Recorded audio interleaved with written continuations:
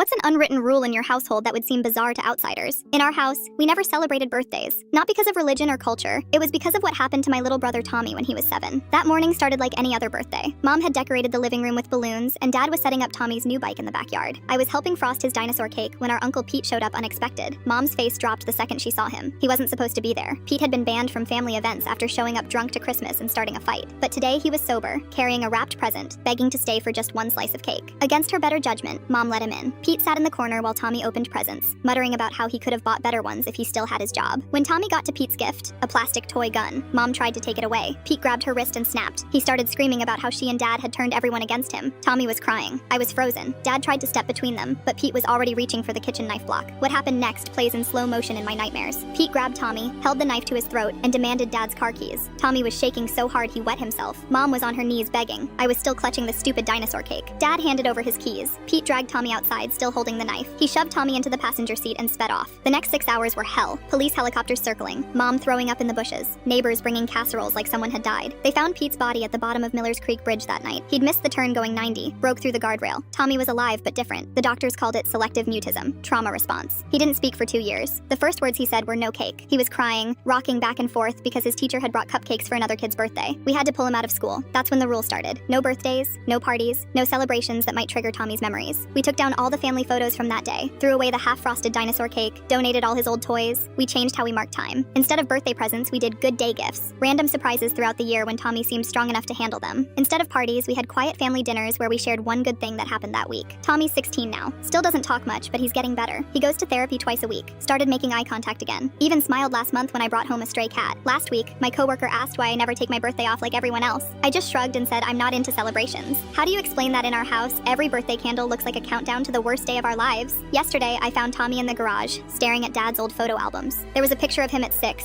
grinning with chocolate cake all over his face. He touched the photo gently and whispered, "I remember being happy." I sat with him until dark. We didn't talk about Pete or the bridge or the years of silence. We just looked at old photos, and for the first time, Tommy didn't shake. This morning, I woke up to find Tommy in the kitchen. He was trying to frost a cupcake. His hands were trembling, but he was trying. He looked at me and said, "I want to remember being happy again." I helped him finish frosting it. No candle, no singing, just a quiet moment between siblings and a small piece of chocolate cake. Mom found us and started crying. Not from fear this time. Tommy hugged her and took a bite of his cupcake. We're not having parties anytime soon. The rule about birthdays might never completely go away, but today, Tommy ate cake. Sometimes that's enough of a celebration.